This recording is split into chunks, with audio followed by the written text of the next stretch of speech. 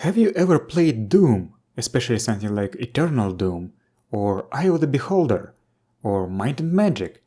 All these games feature huge dungeons that are very difficult to navigate without a map, and sometimes even with a map. So why don't dungeon delvers ever get lost in RPGs? Let's talk about dungeon mapping. Back in the day, when I was trying D&D 3.5 for my friends, I simply described dungeon rooms with their exact dimensions and drew them with a pencil on a sheet of graph paper. So, as a GM, I provided the players with a reliable map of the dungeon. That's how I assumed it was meant to work. Unfortunately, I have never really designed very large, old-school dungeons with wandering monsters, different factions and all that. But what about GURPS? Since I never played GURPS in person, I always had to use a VTT, and because of that, I just revealed the explored areas to the players. So yet again, they always had a reliable map. However, my getting lost in Doom all the time made me think, is this how it was supposed to be? I remember that there is a section on the area and dungeon maps in GURPS Basic Set, so I decided to give it a more thorough read. It's on page 491, and apparently the players are supposed to do the mapping themselves. How does that work? Instead of telling the players you go through a 6-yard long and 2 yards wide corridor and enter a room that is 40 feet by 40 feet, then turn east to see a 12-yard long corridor, you instead tell them that you walk through a short corridor that is wide enough for 2 people and enter a room that is about 20 paces by 20 paces and see a corridor that is about twice as long as the one before. If none of the characters have a map, and none of them is drawing a map themselves, then there is no map for them. Of course, if combat occurs, then you have to bust out an accurate combat map. There are some questions left unanswered, however. For example, at what pace should the character walk to be able to draw a map? GURPS Basic Set does say that it is impossible to map if the party is in a hurry, but how fast can you go? So let's explore other books to learn everything about underground mapping and navigation. My first hunch was to look at the Tactical Looting article from Pyramid 4.1 that describes dungeons with a time limit. While it does say that, for example, a party that is actively searching for secrets and traps moves at move 1, and one that is searching passively moves at move 2, the article also says that an accurate scale map is required, so it's not the right place to look. However, it was nice to find the aforementioned speeds. That'll come in handy someday. Both GURPS Dungeon Fantasy 2 Dungeons and DFRPG Exploits say the same thing. The players have to map. Cartography skill is required for a good map, and that they need to have both hands free to do that. Still nothing about the exploration speed.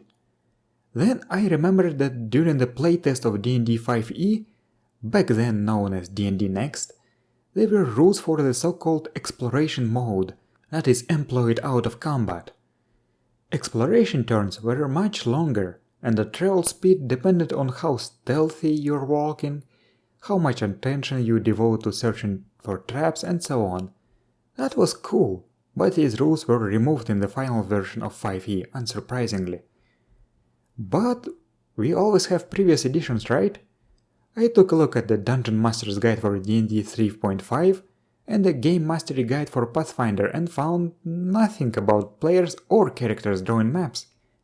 We have to go deeper. The AD&D Dungeon Master's Guide doesn't actually have anything, or maybe it does but I failed to find it. However, AD&D Player's Handbook does have something interesting: movement in dungeons. The base movement rate of an unencumbered human in AD&D is 12 inches. This means that while exploring and mapping the dungeon, such a character moves 40 yards in 60 seconds, that's 2/3 of a yard per second. If we round it up to 1 yard per second, then we get the same move 1 while actively searching for secrets and traps from the Tactical Looting article. Isn't that nice? Let's check other sources. One of the systems that is often recommended nowadays is AXE, Adventure Conqueror King system. I haven't looked at it in detail yet, but some parts look pretty cool, such as the domain level play, fortress building, and rules for exploration. There is an online SRD, so I can just tell you what the rules say. One player should be designated as the mapper. The mapper will draw the dungeon as the characters explore it, so that the group does not get lost, and also to keep the record of which areas have been explored. Dungeons are typically mapped on graph paper with 1/4 inch square grids, with a scale of 10 feet per square. The mapper, more than any other player, must be alert to all descriptions of areas the judge offers, because if there is an error in a map, it could result in a hardship or even injury to the group.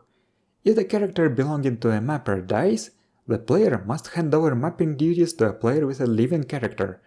This character, in the game, takes the map from the dead character and continues his dead friend's work. Judging by the rules, exploration is done at the same rate as in AD&D, 120 feet per round, but the rounds are 10 times as long, so in GURPS terms, the movement is done at move 0.1. This is a significant difference. Taking into account the fact that the maps are drawn with ink, this rate of movement might be more appropriate. But I'm speaking as somebody who has no experience with such things, so take it with a grain of salt. You have to remember that GURPS has the cartography skill, and at least one of the characters should have it. I know that Dungeon Fantasy has rules for making a map and selling it to others, but what are the effects for your party? The rules for maps can be found in GURPS Dungeon Fantasy 4 Sages. Maps can be sketchy, average, and annotated. We can treat them as quality grades. For example, if the cartography roll succeeds by 5 or more, you produce an annotated map. Any lower success produces an average map, and a failure by 3 or less provides a sketchy map. Anything worse results in something either unreadable or wrong. The maps impose a penalty or give a bonus to navigation rolls. What kind of navigation skill do you use in a dungeon? Navigation underground, of course. This specialty was introduced in GURPS Underground Fantasy and is a must-have in dungeon delving games. How do you use navigation? You can try using the same rules as for above-ground navigation from page 5 of GURPS Dungeon Fantasy 2 Dungeons. You can roll navigation, success decreases the travel time by 10%, failure adds 10%, and critical failure adds 20%. To be honest, this doesn't seem like much, so I would double or even triple these bonuses and penalties for underground environments. And you should remember that the more time you spend in the dungeon, the more wandering monsters you might encounter, so getting somewhere quickly and reliably is important. But now that I think about it, if you are playing in person, a player drawing a map can take a while. Also, is a detailed map of a dungeon really necessary?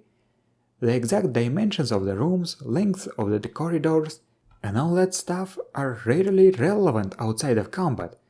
The main thing that the players need to know is which rooms are connected to which rooms, and perhaps main features and landmarks encountered. So instead of drawing a detailed map, it might be better and faster to simply draw a flowchart with a couple of notes for each room. That shouldn't take much time and disrupt the flow of the game. There is another problem. Nowadays, many people do not play in person.